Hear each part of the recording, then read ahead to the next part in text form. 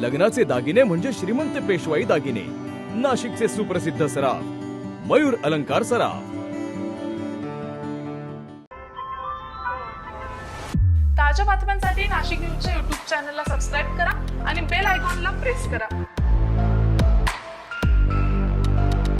नाशिकमधून मोठी आणि चिंताजनक बातमी समोर येते। संततधार पावसामुळे त्र्यंबकेश्वर परिसरातील परिस्थिती गंभीर बनली आहे। त्र्यंबकेश्वर खोडाळा हा महत्त्वाचा रस्ता पूर्णपणे बंद झालाय, तर मातीचा भराव टाकून तयार करण्यात आलेला तात्पुरता पूल पावसाच्या पाण्यामध्ये वाहून गेलाय। नवीन पुलाचं काम सुरू असताना नागरिकांसाठी तयार करण्यात आलेला हा पर्यायी मार्गच कोसळल्यानं वाहतुकीचा पूर्णतः खोळंबा झालाय।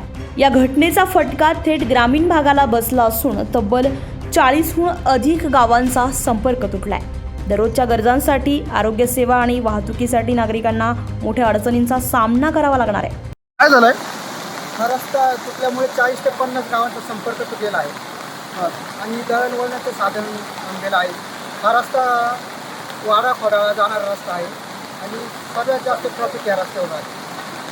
कोणते कोणते गावं तिकडे येतात आणि कुठून कुठे जोडला आहे हा रस्ता? हा रस्ता त्र्यंबक ते डायरेक्ट वाडा खोडाळा या टाकेदेवगाव वावी आजूबाजूचे वाईसना डॅमकडचे सगळे गावं जोडलेले आहेत। काय फटका बसला त्याच्यामुळे? दळणवळणाचं साधन थांबले, लोकांचे ये जाण्याचा रहदारीचा रस्ता थांबलेला। तुमचं नाव सांगा। माझं नाव संजय अंबापूर। दरम्यान त्र्यंबकेश्वर परिसरामध्ये पावसाचा जोर कायम असल्यानं परिस्थिती आणखी बिघडण्याची शक्यता व्यक्त केली जाते।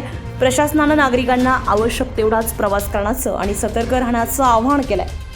संजय परमार, नाशिक न्यूज, नाशिक। ताज्या बातम्यांसाठी नाशिक न्यूजच्या YouTube चॅनलला सबस्क्राईब करा आणि बेल आयकॉनला प्रेस करा।